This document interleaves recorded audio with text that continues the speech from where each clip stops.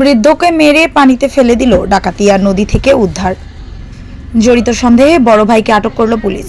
চাঁদপুর ডাকাতিয়া নদী থেকে 70 বছর বয়সী সিরাজুল ইসলাম গাজী নামে এক বৃদ্ধের লাশ উদ্ধার করেছে নৌ পুলিশ। বুধবার দুপুরে মধ্যইচুলি নদীর পাড়ে পানিতে ভেসে থাকা অবস্থায় স্থানীয় এলাকাবাসী দেখতে পেয়ে পুলিশকে খবর দেয়। পরে ঘটনাস্থলে গিয়ে নৌ পুলিশ সিরাজুল ইসলামকে উদ্ধার করে ময়নাতদন্তের জন্য নৌ থানায় নিয়ে আসে।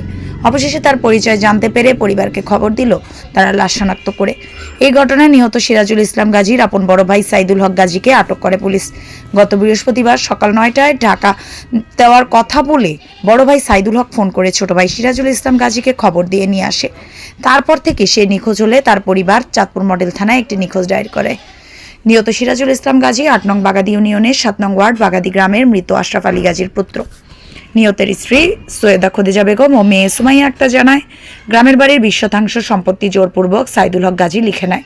বৃহস্পতিবার সকাল 9টায় সাইদুল হক ফোন করে তার ছোট ভাইকে সিরাজকে ওয়ারলেস বাজার যাওয়ার জন্য বলে।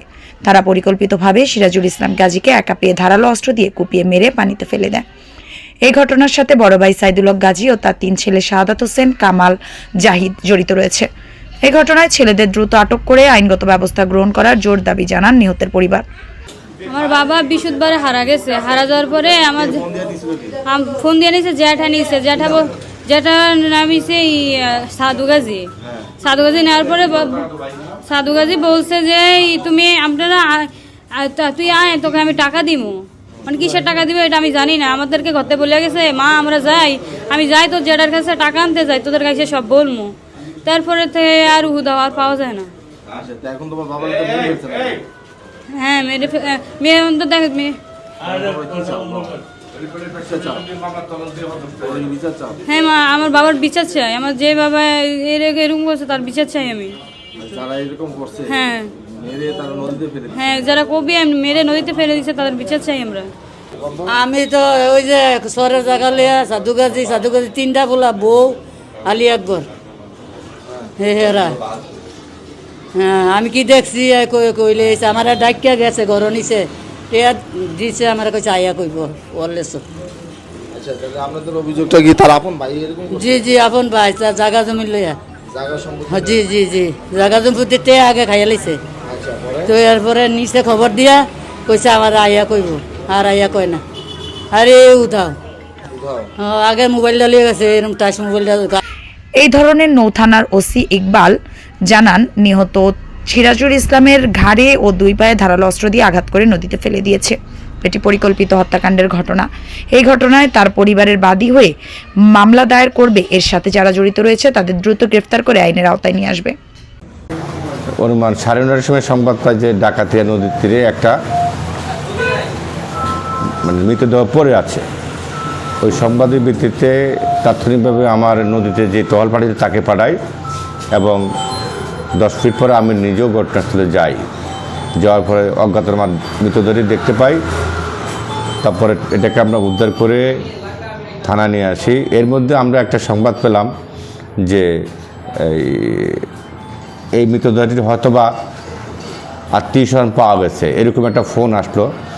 তারা যখন থানায় আসলো, আসার পরে আমরা আর এটাকে হাসপাতালে মর্গে না প্রেরণ করে থানায় নিয়ে আসি। একটু অপেক্ষা করে যে যদি কেউ আসে, যদি পরিচয় পাওয়া যায় তাহলে কাজটা অনেকটাই সহজ হয়ে যাবে। এরপর অনুমান 12:30 1টার দিকে আমরা সংবাদ পেলাম যে লোকটিকে আমরা পেয়েছি, তার নাম সিরাজুল ইসলাম গাজী, পিতা মৃত আশরাফ আলী, মধ্যবাগাদি বাড়ি। তো এরপর আমরা তাকে শুরু তার রিপোর্ট তৈরি করি। তার স্ত্রী আসছেন এবং ডেড বডি শনাক্ত করেছেন যেটা তারই স্বামী, তার আত্মীয় স্বজন এসেছেন। আমরা এখন তার সুতার প্রস্তুত করে হাসপাতালে প্রেরণ করেছি। ওখানে ময়নাতদন্ত হবে।